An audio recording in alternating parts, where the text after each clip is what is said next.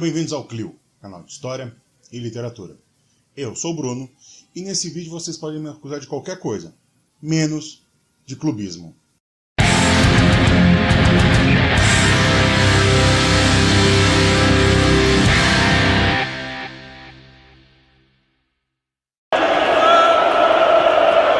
O Scratch Alvinegro, conhecido como Democracia Corintiana, foi um grupo formado no começo dos anos 80 por jogadores e cartolas que enxergavam no futebol uma forma de se fazer política, seja em discurso, seja em ações políticas. A democracia corintiana ficou conhecida pelos seus atos de rebeldia, de subversão e de levar a campo uma mensagem política contra o regime vigente de então.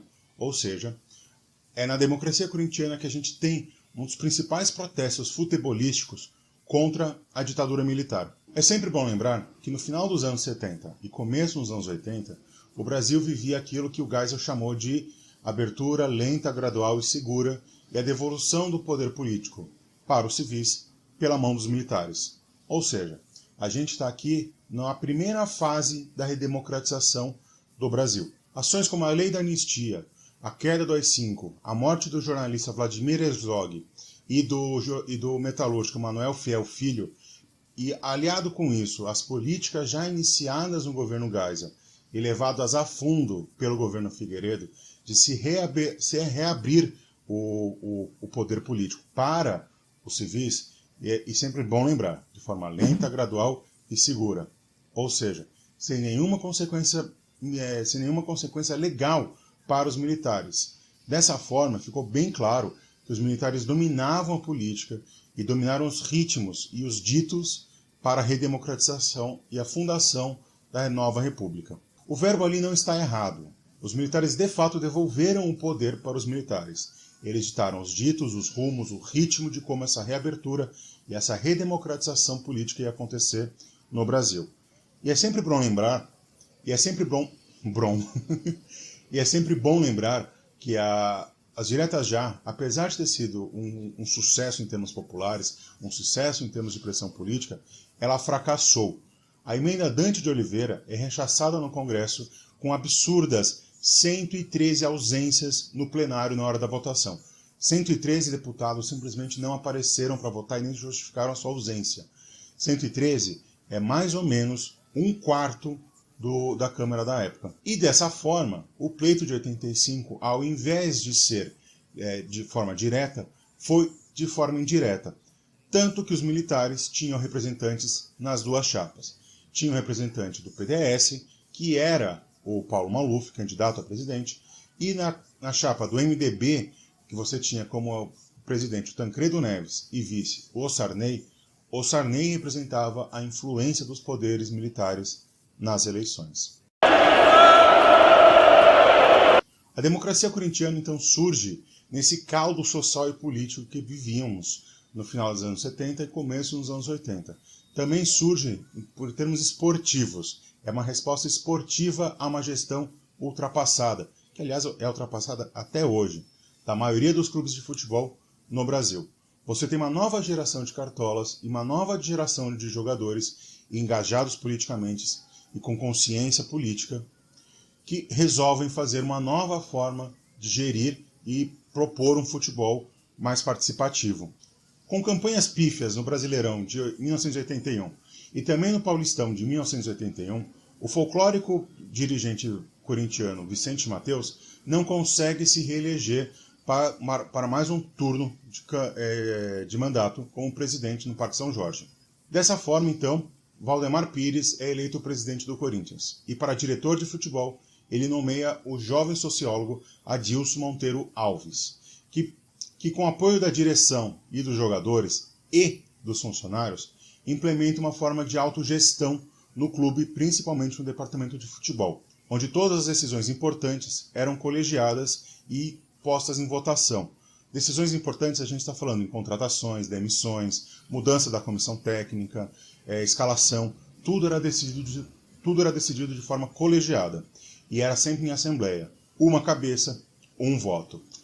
É bom lembrar também que nessa época o bicho passa a ser pago no Parque São Jorge de forma igualitária, tanto para jogadores como para funcionários do clube. Dois fatores, para além do cenário político que nós vivíamos então, contribuiu e muito para a criação e popularização da democracia corintiana. O primeiro, sem dúvida, é a presença de jogadores politicamente engajados e conscientes socialmente, como Casagrande, Sócrates, Zenon e Vladimir.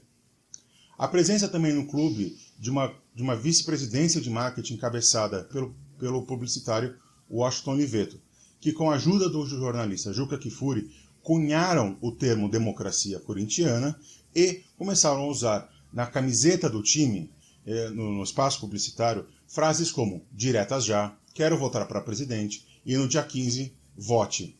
É bom ressaltar que apesar da gente hoje achar essa atitude incrível, ou pelo menos a maioria de nós achar essa atitude incrível, não foi só de flores que viveu a democracia corintiana.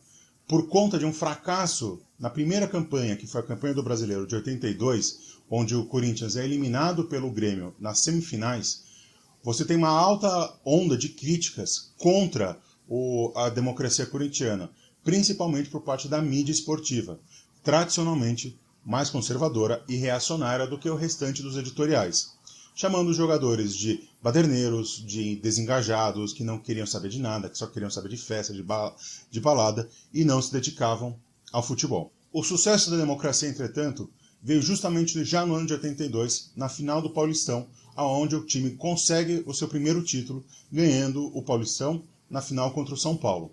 Em 83, vem o bicampeonato justamente ainda contra o São Paulo, e assim se consagra a democracia corintiana como um período vitorioso, tanto em termos esportivos quanto em termos políticos. É bom lembrar ainda que a campanha do Corinthians em 83 no Brasileiro não chegou tão longe assim quanto um título ou um vice-campeonato. Porém, não houveram mais críticas em relação ao futebol dentro de campo. Agora, fora de campo, continuavam as críticas. Em 84, o Alvinegro de Parque São Jorge é vice-campeão paulista numa final contra o Santos.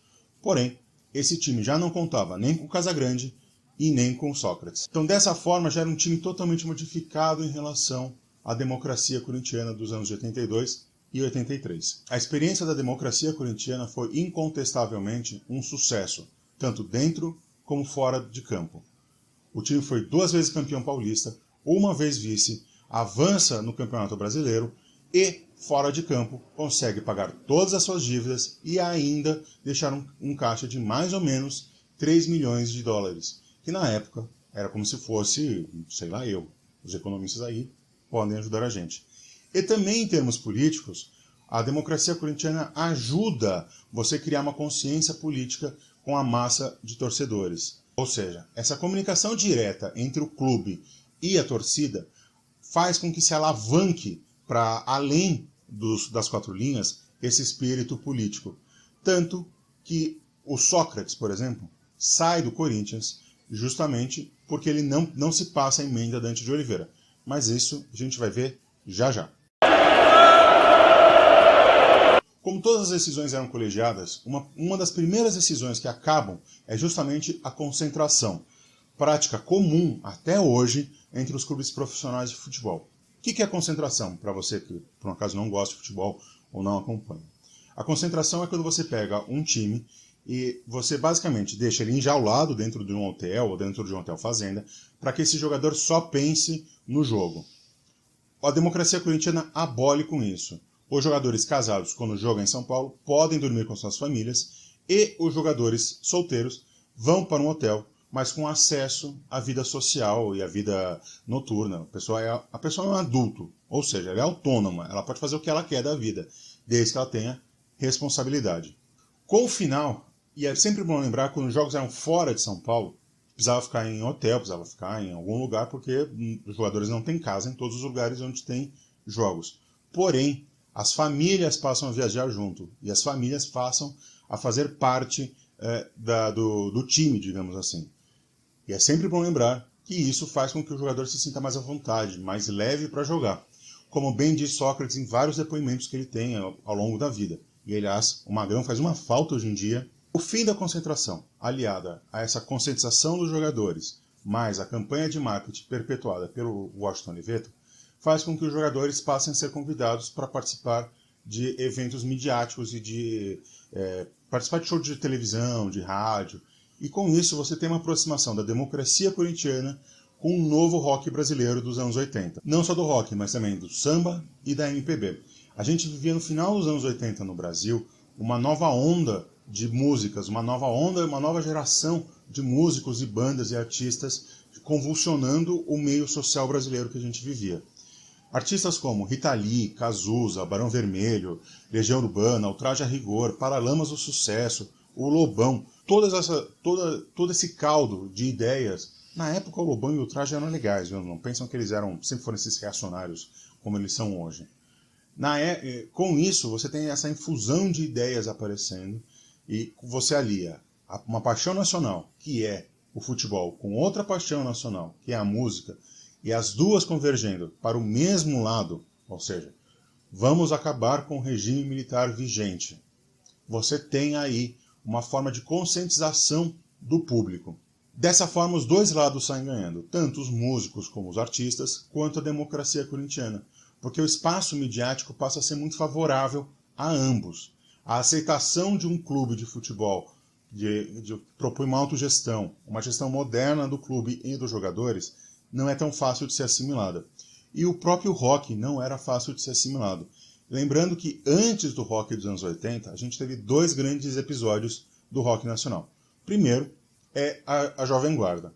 E segundo, era o rock lá dos Mutantes, da Tropicália de forma geral. Ou seja, um extremamente inocente, extremamente ligado com a situação política, não de forma crítica, mas de forma apologética. E outro, uma psicodelia que ninguém entendia nada do que estava ouvindo. Quando você populariza, então, essas atitudes rebeldes, subversivas e subvertidas, ou seja, você subverte, você não é subversivo. Subversivo é uma taxação que o regime fazia de você. Quando você subverte a ordem, ou seja, você mostra que a ordem não está correta e que a ordem correta seria essa, ou seja, democracia, democracia social, prosperidade econômica, justiça social, você tem, com isso, uma geração que consegue falar diretamente com o público. Não é à toa que todos esses artistas que eu falei até hoje, mesmo você que nunca viveu nos anos 80, nunca viveu nos anos 90 e provavelmente nasceu no começo dos anos 2000, ouve e gosta dessas bandas. Essa ocupação do espaço midiático pelos jogadores de futebol, ela é tanto pop quanto política. Não é à toa que o Sócrates, no famoso comício do Anhangabaú pela campanha das diretas já, faz uma pressão ele mesmo para o Congresso Nacional, dizendo que ficaria no Brasil caso a emenda Dante de Oliveira passasse pelo Congresso e se firmasse. O Sócrates tinha uma proposta para ir para a Fiorentina, uma proposta na época bilhardária, uma proposta fora do comum. E é gozado a gente pensar isso, né? Hoje em dia, um jogador brasileiro, em começo de carreira, por qualquer 5 mil reais, foge para a Europa. O Sócrates aqui sofre uma proposta de um dos principais clubes da liga mais importante de futebol de então, que era o Campeonato Italiano, e se recusa a ir por questões políticas. Ele só sai do Brasil porque realmente a emenda da Dante de Oliveira não passa. A democracia corintiana acaba em 1984, com a saída de Sócrates para a Fiorentina e de Casagrande emprestado para o São Paulo por conta de divergências esportivas com o treinador Jorge Vieira. Chegava ao fim, então, uma das experiências mais subversivas, politizadas e modernas da história do nosso futebol. Mesmo com o tom melancólico de seu final, com a saída de Sócrates para a Fiorentina por conta da não aprovação da emenda Dante de Oliveira e pelo próprio fim da ditadura militar, que não foi um rompimento em si, e sim uma passada de bastão, digamos assim, falar que a democracia corintiana não foi nada mais, nada menos do que um estrondoso sucesso seria ou clubismo ou mau-caratismo. E aqui não tem clubismo e nem mau-caratismo. Essa questão do final da ditadura militar ter sido não um rompimento, mas uma passada de bastão, a gente vê em outro vídeo aqui do Clio, muito em breve. A democracia corintiana então se apresenta como um episódio de estrondoso sucesso, de estrondosa popularidade e que marca a redemocratização e a fundação da nova república ou sexta república do nosso país. E é gritante a gente pensar que o esporte mais popular do Brasil foi um fator decisivo, sim, decisivo, pelo menos de pressão popular, de conscientização popular, para o fim de um dos regimes mais autoritários e mais obscuros da nossa história. Era isso, pessoas. Acho que temos um vídeo. Espero que vocês tenham curtido esse vídeo. Espero que eu não tenha sido clubista, apesar que, sinceramente, eu não fui. Palmeirense, ardoroso fã do meu time, mas a democracia corintiana é um daqueles episódios no qual eu queria que fosse do meu time e não do nosso principal rival. Manda também aqui nos comentários se vocês acharam que eu fui clubista ou não. Eu acho que não. Eu sinceramente acho que não. Acho que eu fui bem apologético à democracia corintiana, mesmo sendo um palmeirense, mesmo sendo um fã ardoroso do Palestra Itália. Deixa aqui nos comentários algum episódio que envolva futebol, política, história, que, dependendo do que for, a gente faz mais um vídeo aqui no canal dessa série que é o Futebol e História. Se você gostou desse vídeo, não esquece de deixar o seu curtir. Se você não gostou, também deixa o seu descurtir, mas explica por quê. E só não vale dar descurtir porque é o Corinthians, hein? Tem que ser para além do clubismo. Não esquece também de compartilhar esse vídeo nas redes sociais, de se inscrever no canal caso você não é inscrito, ativa as notificações, porque assim vocês recebem diretamente no celular ou numa notificação no navegador ou no e-mail, sempre que sair um vídeo novo aqui do Clio para você. Também não deixa de passar lá no nosso site do Catarse para conhecer a nossa campanha de financiamento coletivo e assim você ajuda o Clio a se financiar e se tornar viável para a gente, todo mundo aqui do Clio, poder continuar fazendo esse trabalho bem bacana que estamos fazendo aqui. Um beijo nas crianças e o resto é vida que segue. Salve o Corinthians, o campeão dos campeões, eternamente dentro dos nossos corações. Salve o Corinthians.